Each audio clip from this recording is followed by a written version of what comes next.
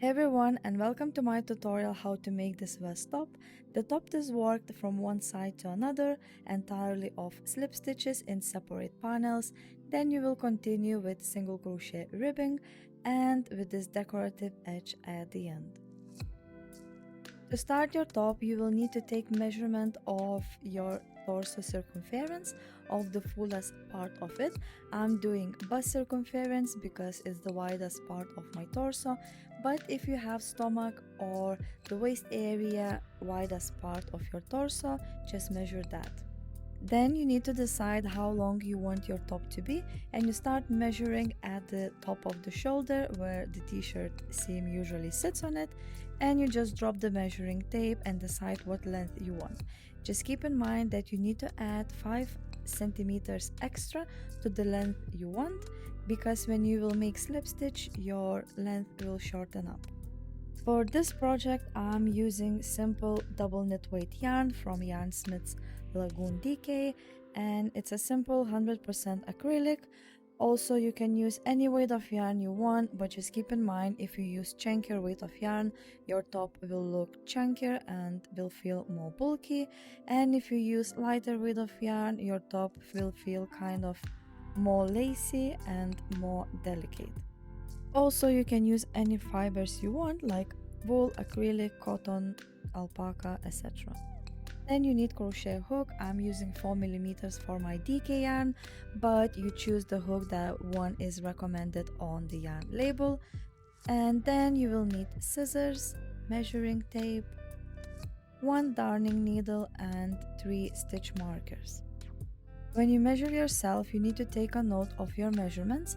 So for the circumference, I measure bust and I had 91 centimeter, and the length I decided to do 45 centimeters, but as I mentioned before, I added 5 extra, so my foundation chain for the length will be 50 centimeters. You will crochet your top with 15 centimeters of negative ease. It means that your top circumference will be smaller in around 15 centimeters than your actual taken measurement for your circumference. And you do 15 centimeters negative ease because the slip stitch ribbing you will use for your top is very stretchy, and that negative ease will give you like a fitted version of the vest top. So now you need to subtract 15 centimeters from your circumference. Now I did that and I got 76 centimeters. Now this is your finished top circumference, and you need to decide the back panel and the front panel width. So you need to take that 76 centimeters and divide by 2. And I got 38 centimeters. And these 38 centimeters is the width of your back panel. So it means you need to crochet your back panel until you reach 38 centimeters, because you will start crochet from one side to another side, and this is the top, this is the bottom. Now for the front panel, you need to divide your front panel into 3 parts. So the first, second and third. The second part is the part where your neck opening will be. The total width is 38 centimeters, but you will be crocheting into those 3 parts. So for the front panel, you need to take those 38 centimeters and divide by 3. I got 12.666, so I will round into 12.6. It means your each part will be this centimeter wide. Now you will start crochet from the front panel, and you will crochet sideways, so from the first part to second and to third, and you will crochet from the bottom up. So this will be your foundation chain length, and this way you will crochet your rows. Now you will make a chain to match the length of your top. In my case it was 50 centimeters. Yours could be different, of course, and just make those chains and I'll meet you at the very end. Also, while you're making a chain, make sure to count how many you chain at the beginning, so you can do exactly the same for the back panel and you don't have to measure, so just match the stitch count. When you finish your chain and you want to measure, make sure do not stretch too much or leave it like this. Just try to gently straighten up the chain and measure the length, because if you stretch too much while measuring, your top will end up too short, and if you just drop chain like this, your top will end up too long. So just try to keep this tail here and straighten up your chain very gently so you can measure the length of your foundation chain correctly. Now for the row 1, you need to chain 1 extra. Make sure you chain on a looser side. Now you need to skip the first chain and start crochet into the second, and you will be doing slip stitches into those chains, not into the back bumps but into the chains, and make sure you do on a loose tension so your stitches not end up too tight and the process will be enjoyable, because every single stitch should go very smoothly and flow through the stitches very easily. So you will start with the slip stitch into the second chain from the hook. Insert the stitch marker, and I really recommend using stitch markers because it helps you to see the last stitch on the next row, and sometimes the last stitch is very tucked inside and we want a very straight edge, so I really recommend using stitch markers not to lose any stitches. Now you will be doing 1 slip stitch into every chain across this row, and you can see I'm doing my slip stitches on very loose side. So if you feel your stitches coming up too tight, you can swap the hook or just try to loosen up the tension, but it should be enjoyable and the stitches should go very easily through this chain. Let's continue first row and I'll meet you at the very end. Now I'm at the very end of my first row, and for the row 2 you need to chain 1. Make sure you chain on a looser side. Now you turn your work and you need to make slip stitch into the first stitch, but into the back loop only. So this is your full stitch and this is your back loop. Insert the stitch marker into that first stitch and you will continue doing slip stitches into the back loop. So 1 slip stitch into the back loop in every stitch. For this row you need to be very careful because it's very easy to tighten up the tension, but you just grab that yarn, bring that yarn to the height of your loop on the hook and just slip stitch. Make sure you keep this loop on a looser side, bring that yarn to the height and slip stitch. So let's continue the row 2 and I'll meet you at the very end. The very end of the row 2, remove your stitch marker and make last slip stitch into the last stitch into the back loop as well. Chain 1, turn your work, and the rest of the rows it's exactly the same as row 2, so you just continue slip stitching into the back loops across the row.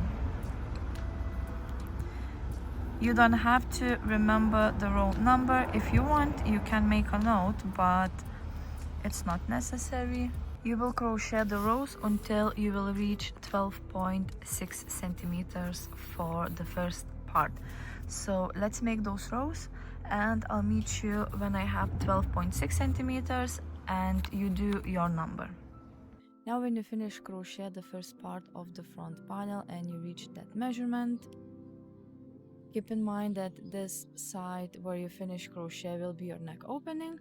So from here you need to unravel a few stitches to make that little opening for your panel, and I will put here a little suggestion how many stitches you can unravel according to your size.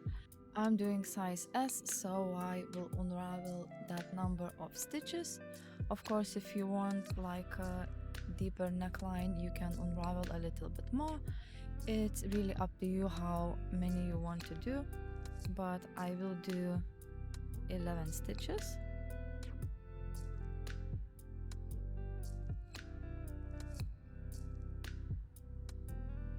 And this number of 11 stitches will give you pretty tight neckline, but you can do a little bit more. Of course, you will do a little ribbing around later on. You will continue working rows from this point exactly the same way as before. You need to chain one, turn your work, make one slip stitch into the back loop only into the first stitch, place a stitch marker, and you just continue with one slip stitch into the back loop in every single stitch across the row, and at the end you will chain one, the same as for previous row, and you will continue working rows just until the stitch marker. So you need to do the second panel exactly the same wide as this one, so it will be in my case 12.6 centimeters. So you're making now this one, you made this one already, now the second, and then we're gonna do the third one as well. So let's continue making that second panel, and I'll meet you to show you how to start your third one.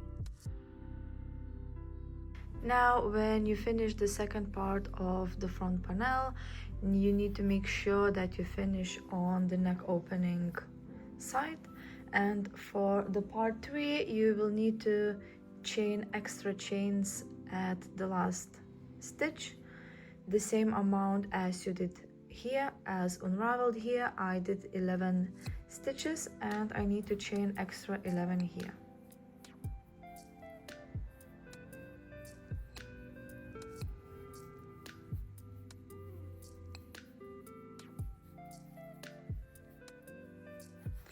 And now you need to chain extra one, turn your work, and you will make slip stitches into the chain. Make sure to place a stitch marker into the very first slip stitch, and you continue slip stitches until you reach the panel itself. When you reach the panel itself, you just continue making slip stitches into the back loop in every single stitch, and later for the next row you will continue working along the panel until the stitch marker, so you will have that opening for your neck. You will continue making rows until you will reach exactly the same measurement as for the first part of the front panel, and the second in my case was 12.6 centimeters, so I had 12.6 here, 12.6 here, and I will do 12.6 here. So let's make that, and I'll meet you at the beginning of the back panel. Now when you have your front panel done, it should look similar to this, and it's time for the back panel. Now for the back panel you need to chain exactly the same length as you did for the front panels section 1, and you will do the all front panel in the same length, so your stitch count is staying exactly the same throughout the whole back panel. And when you have your foundation chain, you just chain one extra and make slip stitches as you did before. First row into the chains, and for the second row into the back loops only, and you just continue doing rows until you will reach 38 centimeters wide. When you have both panels done, you need to sew the shoulder line for them first. And to do that, you need to find the foundation chain side on your back panel and place in front of you. And now for the front panel, you need to find as well that foundation chain side where you did the first row, and you need to place in opposite side than this one. So this was the beginning of the back panel, and I started with foundation chain here. So I will place my foundation chain side on this side. Now take 2 stitch markers and align these edges of the both panels and place 2 stitch markers on both sides, so your panel not gonna move while you sew. And you can use for this slip stitch method because this will be the wrong side of your work, but I like to use whip stitch, so I will show you how to do that. Now you need to cut the yarn that double in length than the distance you want to sew together, and push that yarn through the needle. Now you need to insert the needle into the very corner of both panels, the front and the back. Push that needle through both fabrics, leave a longer yarn tail because you need to weave in after, and go one more time through exactly the same stitches, and this will secure your corner. Now you need to insert your needle into a short distance from the very first whip stitch, and you push that needle through. This will create the stitches that loops over the edge, but it will give pretty neat seam on the other side, and I like to use this method when I'm using the same color of yarn or I need to sew the short distance. You can see on another side how it looks. So just let's continue making those whip stitches, and I'll meet you at the very end. Just don't forget to do the last whip stitch into the very corner of another side. I finished the first shoulder seam, and this is how it looks on the good side. Now you need to weave in those yarn tails and repeat exactly the same for the second shoulder seam. Now when you finish sewing the shoulder line, you still keep your work wrong side facing you, and you need to decide the opening for the arms. For my top, I measured 20 centimeters, around 20 centimeters. I will put on the screen how many centimeters I suggest for each size, but of course you can place a stitch marker at that point, and I really suggest to try it on to see if you have enough space for the arms, if you feel comfortable with it. If not, you can always adjust the stitch marker to suit your preference, how you feel comfortable, and you need to do exactly the same on another side. And when you try it on your top, you feel comfortable with your arm openings, you can start sewing the both panels together from the bottom corner to the stitch marker. And I will use exactly the same method as for the shoulder seam, which was a whip stitch, but if you want, you can use any other method you prefer, slip stitch or anything you feel comfortable with. If you want to use the same method as I do, which is whip stitch method, you need to insert your needle into the very corner of the bottom panels and push that yarn through, leave a longer yarn tail, repeat one more time the same as for the shoulder seam just to secure the corner.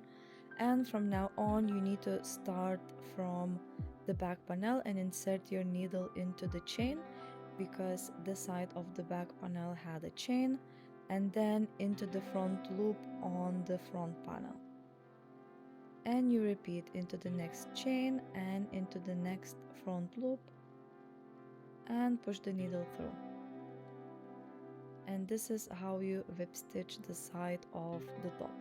So let's repeat until you reach stitch marker, And you need to repeat exactly the same way for another side. Now when you have your arm openings done, we will start working on the neck ribbing. You need to turn your work good side facing you.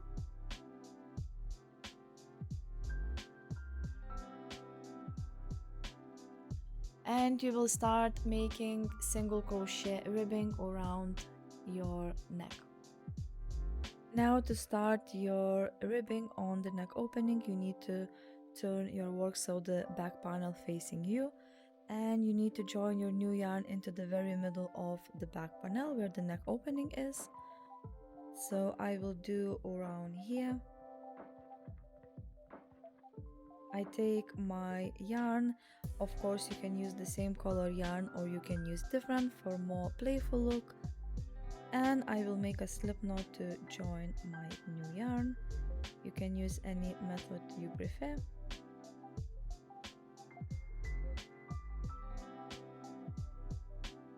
And from here you need to chain 6. Make sure you will chain on a loose tension. Now you will be making single crochet ribbing, and your first row will be single crochet in each chain. So you will need to skip the very first chain and to do 5 single crochet across. So 1 single crochet in every chain.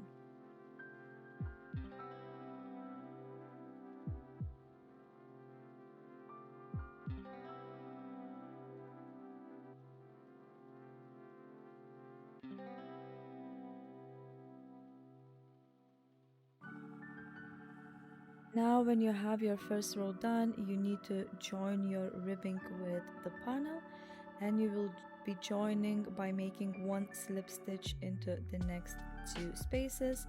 So you need to make first slip stitch not into the space where your chain coming, but into those gaps between that kind of ribbing, kind of bumps. And you will insert your hook and make 1 slip stitch and repeat 1 more slip stitch into the next space in between those bumps.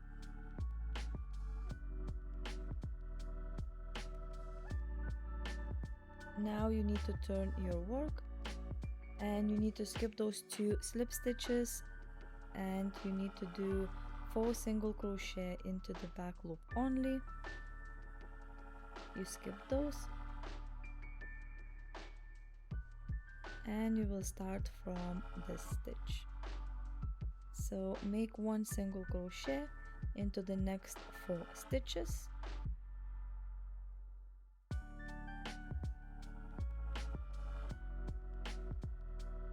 and the last single crochet will go under the both loops, so it gives you the nice straight edge at the end.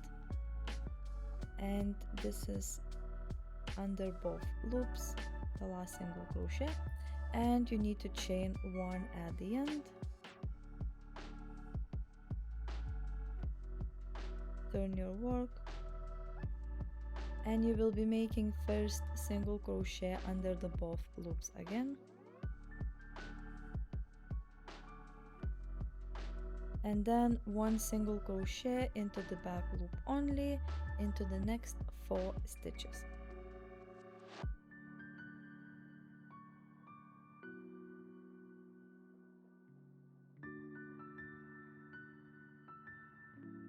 Now you need to join your ribbing again with the panel, and you will find those spaces between those kind of bumps. You can stretch fabric a little bit and you will see. So you skip that one kind of bump and make 1 slip stitch into another again. Now you need to turn, you skip those 2 slip stitches and you repeat again 1 single crochet into the back loop into the next 4 stitches, and the last one will be 1 single crochet under the both loops like you normally do. And just repeat the ribbing this way until you reach the first side of the front panel, and I will show you where to place the stitches there. When you reach the front panel, you have actual stitches here, so you need to join with every stitch on the edge.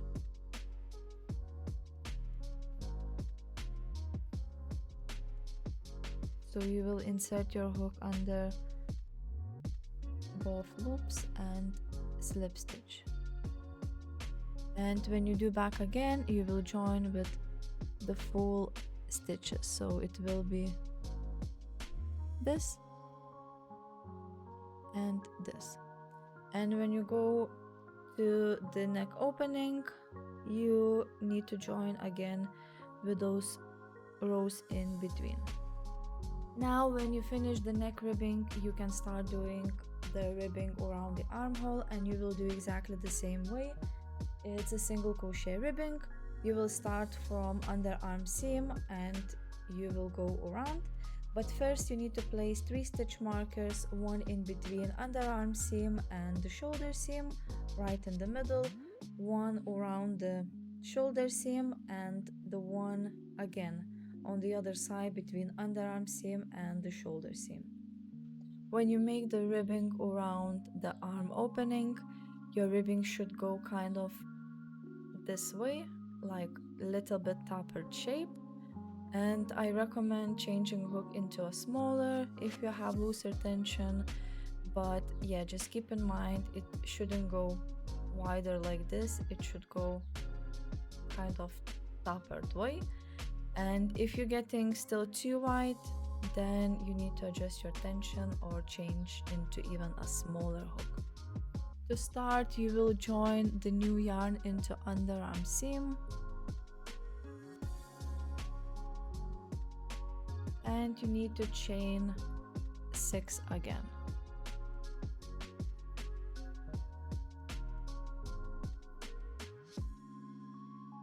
You repeat exactly the same way as you did for the neck opening.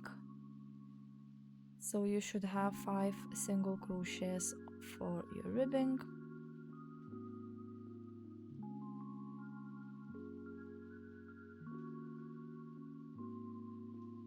And here you will join with actual stitches. So you need to join your ribbing with the next 2 stitches, and you place your hook under the both loops on this part, and you make 1 slip stitch into the next 2 stitches. Then you will turn your work and you repeat exactly the same way as you did for the neck opening.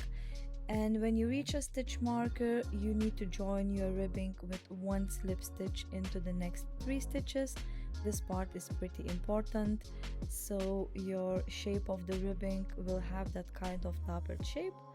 And then when you finish your last row and you reach the beginning of your ribbing, you just sew both sides of the ribbing together. And the last part of the top is optional. If you want, you can do these shelves around so you have kind of decorative bottom edge, but if you want to leave like this, you can leave as it is. It's up to you. And if you want to do, you need to join the new yarn into the seam and chain 1. Now you make 1 single crochet into exactly the same space, and now you need to skip a few rows, kind of those like bumps, and you have, when you stretch, you have the space in between. So you skip around 1/2 centimeter, a few of those bumps, and you need to do 5 double crochet into exactly the same space.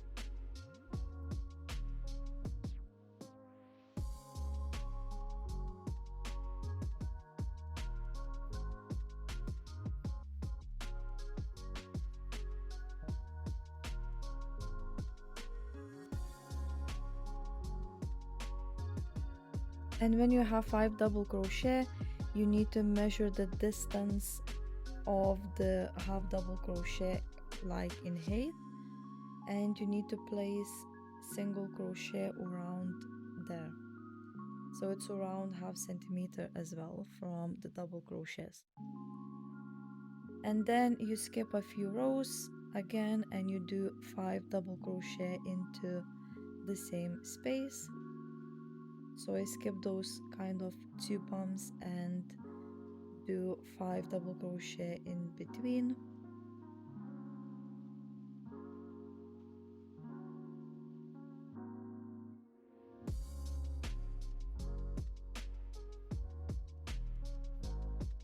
And now again you kind of measure with double crochet where you need to place single crochet, so it's around half centimeter, and you just repeat like this around until you reach the very first single crochet, and at the end you just join your round with a slip stitch, the last stitch with that first single crochet. And at the end, do not forget to weave in all the yarn tails into the work. Of course, if you have any questions, you can leave in the comment section, and thank you for watching.